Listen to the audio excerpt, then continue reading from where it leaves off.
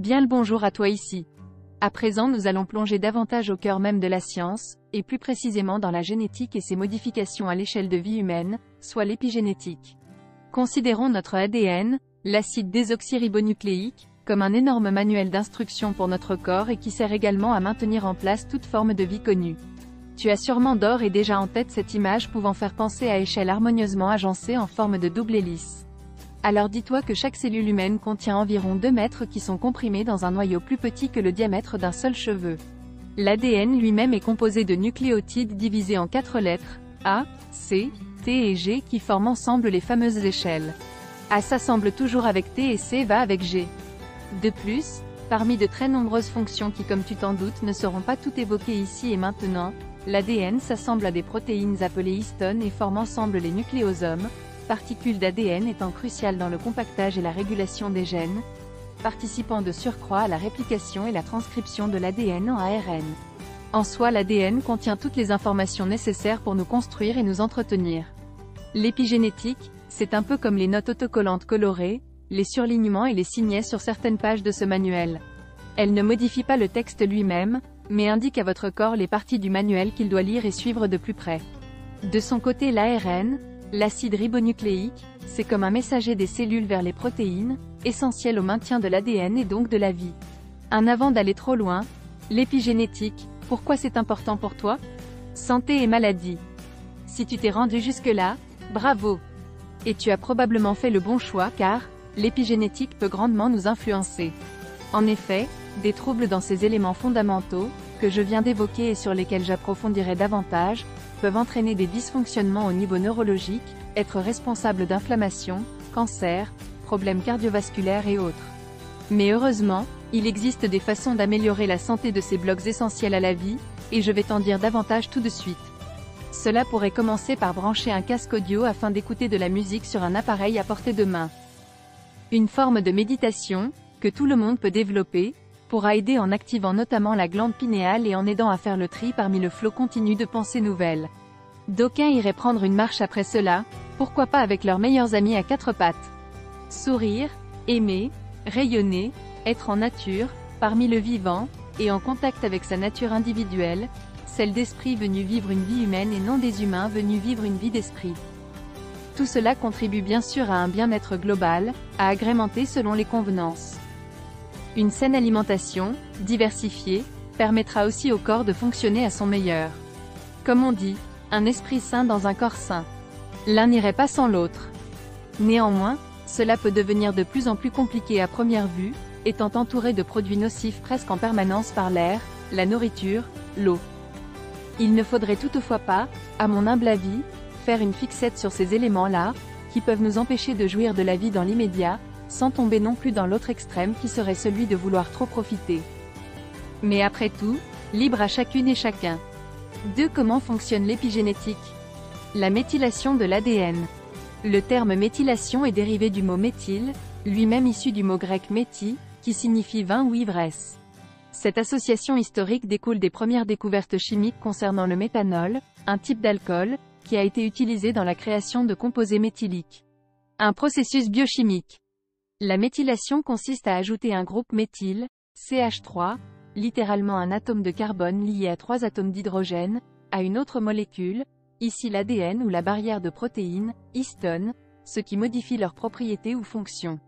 Dans le cas de la méthylation de l'ADN, ce processus modifie la structure de l'ADN en ajoutant un groupe méthyle à l'une de ses bases, généralement la cytosine, la fameuse lettre C dans l'échelle de l'ADN, ce qui n'est pas encore complètement compris, de nombreux mystères perdurant.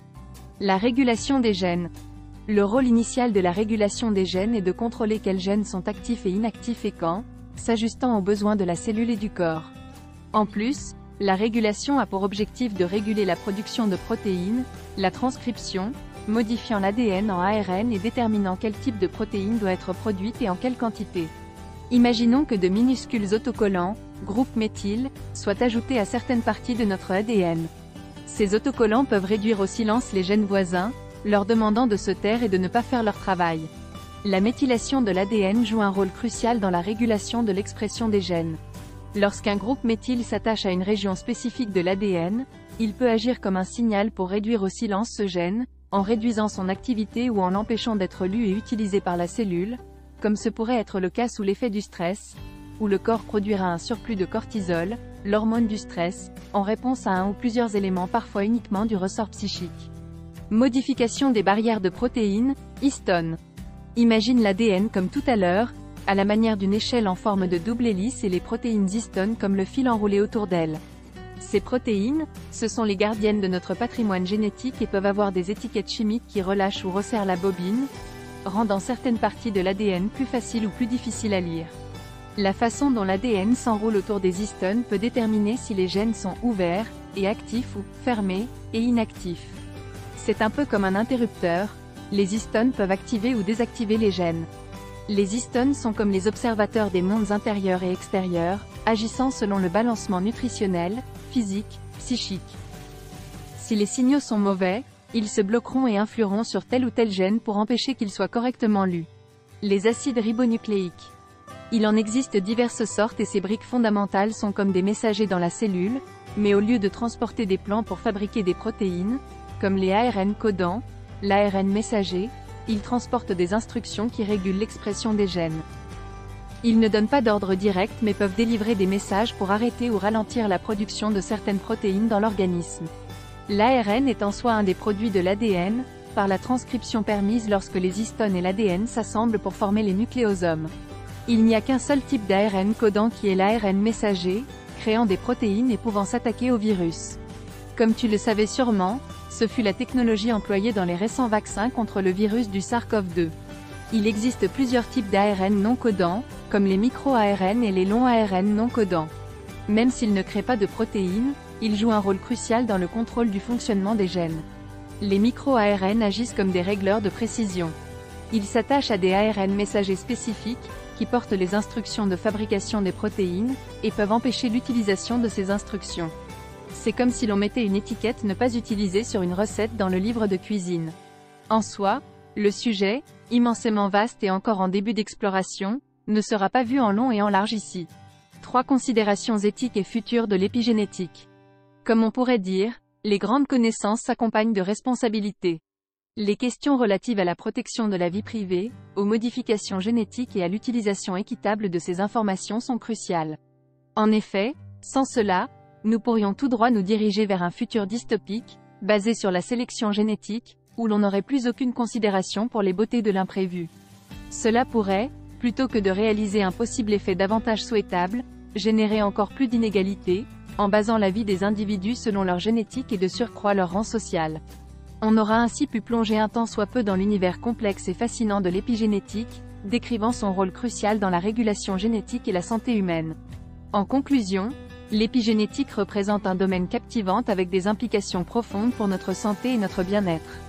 Cependant, sa manipulation soulève des questions éthiques importantes, exigeant une réflexion approfondie sur la protection de la vie privée, l'équité dans l'accès aux informations génétiques et leur utilisation responsable pour éviter des scénarios dystopiques basés sur la sélection génétique et promouvoir un futur équilibré et respectueux de la diversité humaine. À très bientôt!